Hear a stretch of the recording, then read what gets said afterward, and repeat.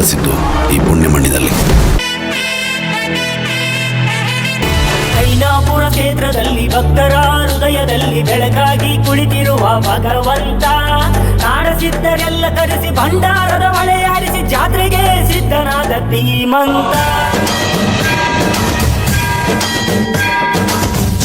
ಸಾವರ ಗಂಗಾಂಚಿತ ಶಿರ ಮೃಗ ಮಂಡಿತ ಕರ ಪುರಹರ